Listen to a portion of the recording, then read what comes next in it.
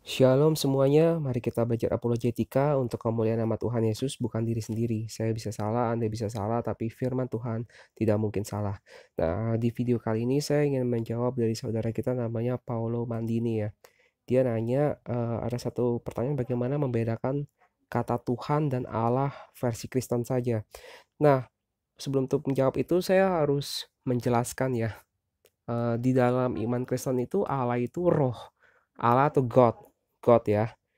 Allah itu ada kata lainnya God atau Tuhan itu juga, tapi katanya Allah gitu sebutan umumnya. Allah itu roh dan barang siapa menyembah dia harus menyembahnya dalam roh dan kebenaran. Menyembah dalam roh dan kebenaran artinya sesuai dengan kehendak Allah itu sendiri. Kehendak God itu sendiri sesuai dengan kehendak Tuhan itu sendiri. Dan dalam kebenaran, harus sesuai dengan kebenaran karena Tuhan adalah kebenaran. Nah, ketika kita buka Kejadian 1 ayat 1 dikatakan pada mulanya Allah menciptakan langit dan bumi. Ya, in the beginning God created the heaven and the earth. Artinya apa? Kenapa dikatakan Allah? Karena di dunia ini cuma ada satu Allah. Di dunia ini cuma ada satu God. Tidak ada God yang lain, tidak ada Allah yang lain. Hanya ada satu Allah, Sang Pencipta langit dan bumi. Tetapi masalahnya manusia tidak menyembah Tuhan, tidak menyembah Allah sesuai dengan roh dan kebenaran. Mereka membuat Tuhan versi mereka sendiri. Ada orang membuat gambar-gambar, patung-patung, bentuk-bentuk yang tidak sesuai dengan kehendak Tuhan, yang Tuhan tidak pernah perintahkan. Jadi pada awalnya Allah itu satu, tetapi orang menciptakan Allah versi mereka masing-masing. Orang menciptakan God versi dia masing-masing. Padahal Tuhan itu tidak ingin disembah dengan caranya manusia. Tuhan ingin disembah dengan caranya Tuhan, menurut roh dan kebenaran. Nah, karena itu ketika kita buka ke Keluaran 3 ayat 13, ketika Musa bertanya. Nah, ketika ini Musa bertanya sama Tuhan ya, kepada Allah. Nanti kalau orang Israel nanya, siapakah nama Allah yang mengutus? Mengapa Musa menanyakan nama Allah yang mengutus? Karena Musa sadar orang sudah menciptakan Allah versi masing-masing. Ada Allahnya orang Mesir, ada Allahnya orang dewa-dewa lain gitu, Allah bangsa-bangsa lain. Orang sudah membuat versi Allahnya sendiri gitu. Nah, kalau gitu Allahnya yang sejati ini namanya siapa? Maka Musa bertanya. Nanti kalau mereka bertanya, apa kan harus kujawab dan bagaimana tentang namanya? Lalu ayat 4, firman Allah kepada Musa, "Aku adalah aku," lagi firman-Nya. "Beginilah kau katakan kepada orang Israel itu, akulah aku telah mengutus aku kepadamu."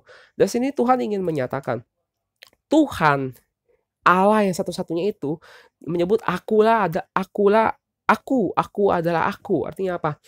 Tuhan yang berasal dari kekekalan sampai kekekalan. Tuhan adalah yang awal dan yang akhir. Dia adalah the beginning and the ending. Awal dan akhir, alfa dan omega. Ketika manusia diberi nama, saya diberi nama oleh papa saya diberi nama oleh kakek saya. Ada orang sebelum saya memberi saya nama. Tetapi siapa yang bisa memberi nama kepada Tuhan?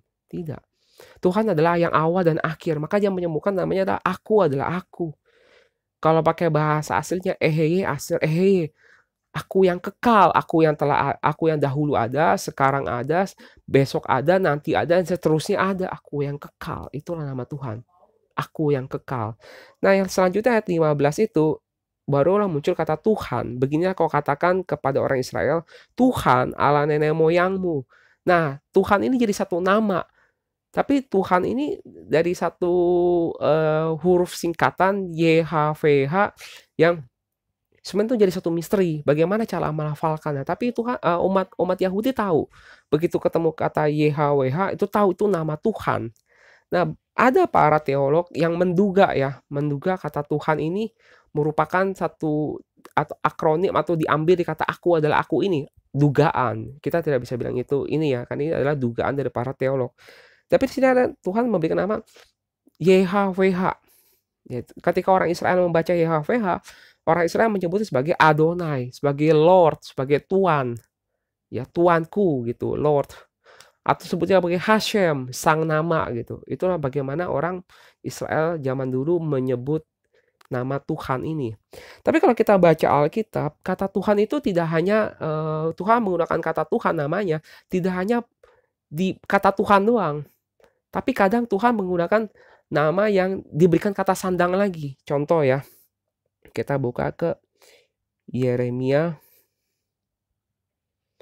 23 ayat 5 sampai 6.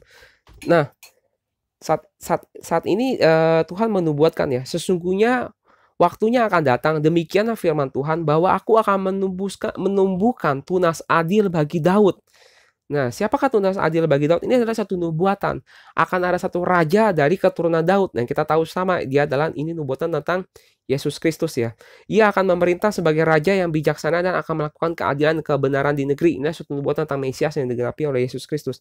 Dan pada zamannya Yehuda akan dibebaskan dan Israel akan hidup dengan tentram, dan inilah namanya yang diberikan orang kepadanya. Tuhan keadilan kita. Jadi kata Tuhan tadi bukan kata Tuhan, ada kadang-kadang Tuhan menggunakan kata sandang berikutnya adalah yang untuk memperkenalkan namanya ya, Tuhan keadilan kita. Kalau kita buka bahasa Ibraninya, jadi di sini disebut YHWH Sidkenu, atau kalau ini tulisannya YHWH our righteousness ya, Tuhan keadilan kita. Jadi kadang Tuhan menggunakan memperkenalkan namanya, ada kata Tuhan, terus ada kata sandangnya keadilan kita. Tidak terpatok kata Tuhan saja.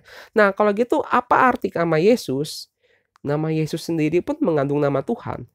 Kata Yesus itu dari kata Ibraninya yang arti Yehoshua atau Yeshua, atau yang berarti adalah Yahweh menyelamatkan atau YHWH menyelamatkan. Jadi nama Yesus sendiri pun sudah mengandung kata Tuhan. Jadi kalau bisa dikatakan arti nama Yesus adalah Tuhan menyelamatkan. Dan Tuhan menetapkan nama Yesus yang artinya Tuhan menyelamatkan menjadi nama di atas segala nama. Itulah arti nama Yesus. Jadi dalam nama Yesus sudah mengandung nama Tuhan. Dan di Alkitab Tuhan tuh sudah kasih kisi-kisi. Dia akan datang sebagai juru selamat. Kalau kita buka ke Yeremia 28 ayat Yeremia 43 ayat 11 ya. Di sini dekat Yesaya, mohon maaf ya. Yesaya 43 ayat 11 ya. Yesaya 43 ayat 11. Akulah Tuhan dan tidak ada juru selamat daripadaku selain daripadaku. Tuhan sudah sudah memberikan kisi-kisi. Yang nanti jadi juru selamat itu Tuhan, dan Tuhan akan selalu jadi juru selamat. Tuhan membebaskan bangsa Israel, Tuhan membebaskan bangsa Israel dari Mesir, Tuhan menjadi juru selamat bagi bangsa Israel, dan Tuhan juga akan menjadi juru selamat untuk membebaskan umatnya dari dosa. Jadi kata nama Yesus adalah Tuhan sang juru selamat. Tuhan menyelamatkan, Tuhan yang menjadi sang juru selamat itu sendiri. Nah, kembali lagi, yang terpenting poinnya adalah bagaimana menyembah Tuhan menurut roh dan kebenaran. Mengapa? Tadi kita udah buka ya. Begitu meskipun orang Israel, meskipun manusia sudah mengenal Tuhan, ya, God, mengenal kata God, tapi manusia membuat God versi mereka sendiri. Membuat gambaran Tuhan dengan imajinasi mereka, dengan cara mereka sendiri. Dan Tuhan tidak berkenan dengan cara-cara buatan manusia. Tuhan ingin disembah menurut roh dan kebenaran.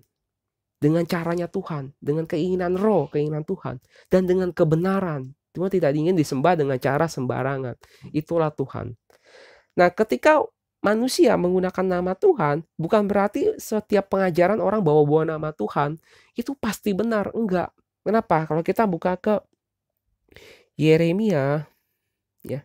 Yeremia 14 ayat 13 ya sampai 14. Nah, dari sini ketika Yeremia diutus Tuhan, Yeremia harus memberitakan satu firman yang sebenarnya nggak enak bagi umat Yehuda saat itu. Tuhan menegur bangsa Yehuda, memperingatkan kalau mereka akan masuk ke pembuangan ke Babel. Sekarang mereka bertobatlah. Ibarat mereka harus ditegur sama Tuhan. Firman Tuhan menegur mereka. Tetapi di tengah-tengah umat Yehuda saat itu, muncul para nabi-nabi palsu. Apa kata-kata nabi-nabi palsu itu? Lalu Yeremia 14 ayat 13. Lalu aku berkata, aduh Tuhan Allah, bukankah para nabi telah berkata kepada mereka, kamu tidak akan mengalami perang dan kelaparan tidak akan menimpa kamu, tetapi aku akan memberikan kepada kamu damai sejahtera yang mantap di tempat ini. Lihatlah, para nabi palsu berani mengatakan itu firman Tuhan. Berani mengatakan itu adalah perkataan Tuhan. Tuhan akan memberikan kepada mereka damai sejahtera yang mantap di tempat ini. Kalau kita dengar kata damai sejahtera enak ya di kuping ya. Oh ini pasti perkataan Tuhan, ini pasti firman Tuhan. Ini soalnya enak di kuping nih, melegakan jiwa nih. Padahal ini perkataan dari nabi palsu. Lalu ayat 14, jawab Tuhan kepadaku, para nabi itu bernubuat palsu demi namaku. Aku tidak mengutus mereka, tidak memerintah mereka, dan tidak berfirman kepada mereka. Mereka menubuatkan kepadamu penglihatan bohong, ramalan kosong, dan tipuan rekaan hatinya sendiri. Jadi kita harus berhati-hati ketika orang bisa bawa-bawa nama Tuhan, bukan berarti belum tentu yang dia bawa itu firman Tuhan. Belum tentu. Ya, makanya Tuhan ingin disembah dengan secara roh dan kebenaran. Menurut roh dan kebenaran, bukan cara-caranya manusia. Jangan kira, oh firmannya enak nih, ngomongnya damai sejahtera yang mantap di tempat ini. Tapi ternyata disampaikan oleh nabi palsu. Lalu kalau kita buka lagi ke Yeremia 28, ya kalau kita buka Yeremia 28, nanti teman-teman bisa baca sendiri kisah Yeremia secara keseluruhan biar jelas. Nah, Yeremia melawan Nabi Hananya. Loh, kenapa Nabi Yeremia melawan Nabi Hananya? Karena Nabi Yeremia ada nabi benar dan Nabi Hananya ini nabi palsu. Ya, jadi kalau kita buka ayat 1, si Nabi Hananya ini berkata-kata ya, ini nabi palsu. Ingat, ini kata nabi palsu. Nabi palsu berkata, beginilah firman Tuhan semesta alam. Buset, berani ya. Nabi palsu berani bawa-bawa nama Tuhan. Beginilah firman Tuhan semesta alam Allah Israel. Nabi palsu berani ngomong kayak gitu loh. Aku telah mematahkan Kuk Raja Babel itu. Dalam 2 tahun ini aku akan mengembalikan ke tempat ini segala perkakas rumah Tuhan yang telah diambil dari tempat ini oleh Nebukadnezar Raja Babel dan yang diangkutnya ke Babel. Wah, pemulihan. Perkataannya, firmannya pemulihan. Bagus ya kayaknya dengarnya ya. Juga Yekonia Nabi Yoyakim Raja Yehuda berserta semua orang buangan dari Yehuda yang dibawa ke Babel akan kukembalikan ke tempat ini. Demikianlah firman Tuhan. Sungguh aku akan mematahkan Kuk Raja Babel itu. Wah, kalau perkataan nabi palsunya enak banget di kuping ya.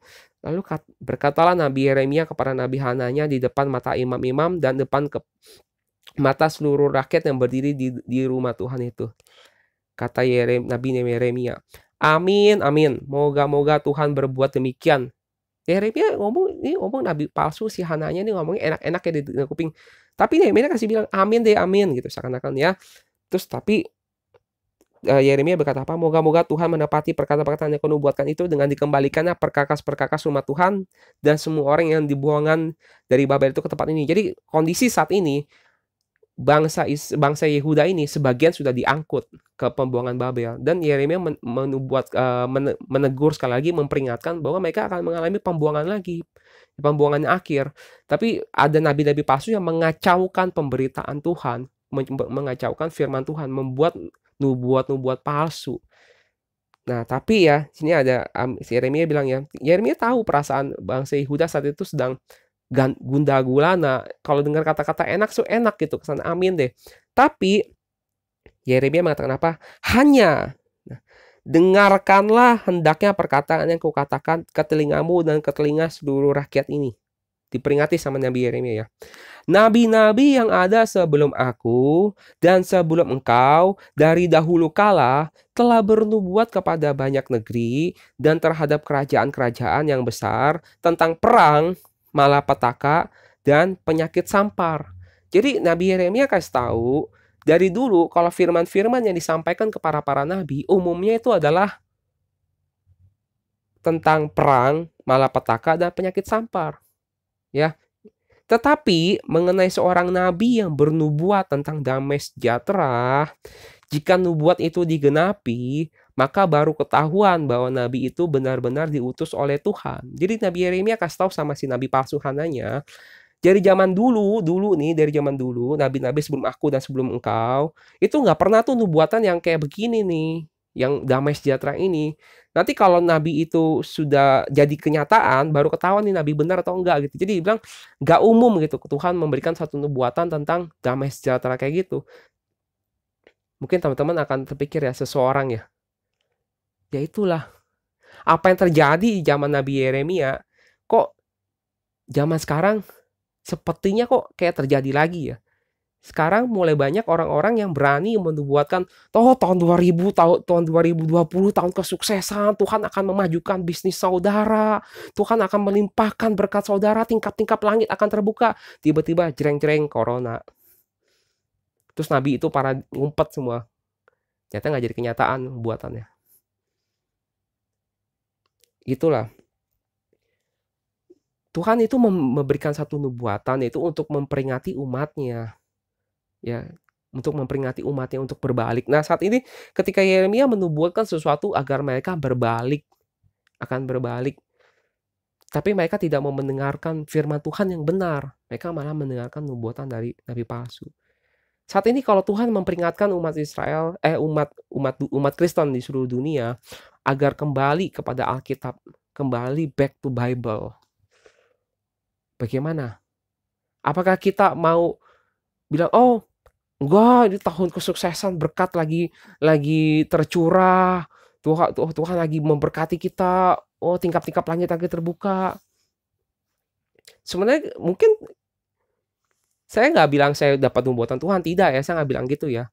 Tapi dengan sekarang begitu canggihnya teknologi gitu, begitu canggihnya fasilitas yang kita bisa gunakan, kita bisa mempelajari Alkitab itu sendiri gitu. Ada satu pesan supaya kita tuh kembali ke Alkitab, baca kembali Alkitab, pelajari kembali firman Tuhan yang benar, supaya kita tidak disesatkan. Nah, kembali lagi ya, kita buka ke 2 Korintus 11 ayat 3 ya. Tetapi aku takut kalau pikiran kamu disesatkan dari kesetiaan kamu yang sejati kepada Kristus. Sama seperti Hawa diperdayakan oleh ular itu dengan kelicikannya. Ya, sebab kamu sabar saja jika ada seseorang datang memberitakan Yesus yang lain daripada yang telah kami beritakan, atau memberikan kepada kamu roh yang lain daripada yang telah kamu terima, atau Injil yang lain daripada yang telah kamu terima. Jadi di sini Alkitab memperingatkan penyesatan itu akan datang, akan ada penyesatan ya, yang memberitakan tentang Yesus yang lain. Memberitakannya Yesus, tapi Yesus yang lain yang tidak sesuai dengan roh dan kebenaran. Maka dia akan membawa roh yang lain. Dan juga akan membawa Injil yang lain. Injil yang lain bukan cuma sekedar Alkitab yang lain ya. Mungkin dia bisa pakai Alkitab yang sama, tetapi pengajarannya berbeda. Injil itu kan kabar gembira, kabar gembiranya berbeda. Yang disampaikan berbeda. Rohnya juga berbeda. Kita mesti menguji ini Roh Kudus atau tidak. Kalau Roh Kudus akan membawa kepada firman yang kebenaran, akan membawa firman kebenaran kembali ke kebenaran Alkitab. Kembali kepada pengajaran para rasul dan para nabi dan Kristus Yesus sebagai batu penjuru. Itulah dasar kekristenan. Tapi kalau orang memberitakan Yesus yang lain, memberitakan tentang roh yang lain, memberikan roh yang lain, bahkan membawa Injil yang lain, kita harus tolak. Meskipun dia bawa-bawa nama Yesus. Kalau kita buka ke Matius 7 ya, ayat 15 ya. Di sini Tuhan sudah mengatakan tentang waspadalah tentang nabi-nabi palsu yang akan datang kepadamu menyamar seperti domba, tetapi sungguhnya mereka adalah serigala yang buas. Ingat, nabi palsu akan menyamar seperti domba, padahal dia adalah serigala yang buas. Dan dia akan memberikan pengajaran-pengajaran yang mematikan. Banyak pengajaran nabi-nabi palsu, tapi kita bisa lihat ya dari buah-buahnya mereka. Apakah pengajaran yang mereka ajarkan membawa orang kepada Kristus atau membawa orang untuk ngefans sama dia? Dia berkata seolah-olah dia orang hebat dan orang harus ngefans sama dia. Ini berbahaya sekali.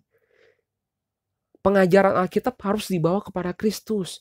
Dasarnya harus kembalikan kepada pengajaran para rasul dan para nabi dan Kristus Yesus sebagai batu penjuru. Itulah pengajaran yang benar. Ya. Nah, yang mengerikan adalah ayat 21 ya. Bukan setiap orang yang berseru kepadaku, Tuhan, Tuhan akan masuk ke dalam kerajaan sorga. Sudah memanggil Yesus sebagai Tuhan loh. Melainkan dia yang melakukan kehendak Bapakku yang di sorga. Pada hari terakhir banyak orang akan berseru kepadaku, Tuhan, Tuhan, bukankah kami bernubuat demi namamu dan mengusir setan demi namamu dan mengadakan banyak mukjizat demi namamu juga? Ya, tapi pada waktu itulah ini perkataan Tuhan ya, aku akan berterus terang kepada mereka dan berkata, aku tidak pernah mengenal kamu, nyalah daripadaku kamu sekalian pembuat kejahatan. Si nabi palsu tadi bisa berseru, Tuhan, Tuhan. Tapi Tuhan bilang, aku tidak mengenal engkau. Kenapa? Karena mereka tidak menyembah Tuhan dengan roh dan kebenaran. Itulah yang Tuhan inginkan. Jangan sekedar bawa nama Yesus, kita percaya sama dia. Tidak. Apakah pengajarannya dikembalikan kepada pengajaran para rasul dan para nabi dan Kristus Yesus sebagai batu penjuru? Apakah kembali kepada Alkitab, back to Bible? Apakah pengajaran dia dibuat semata-mata untuk mengkultuskan si orang itu? Supaya orang itu terkesan hebat, orang suruh memuja-muja dia gitu, suruh ngefans sama dia, yang hebat dia gitu. Tidak. Pengajarannya benar terus dibawa kepada Kristus, bukan buat ngefans sama seseorang, siapapun dia, jangan. Nah, biarlah segala kemuliaan bagi nama Tuhan. Jika video ini bisa bermanfaat, mohon untuk di-sharingkan. Terima kasih. Haleluya.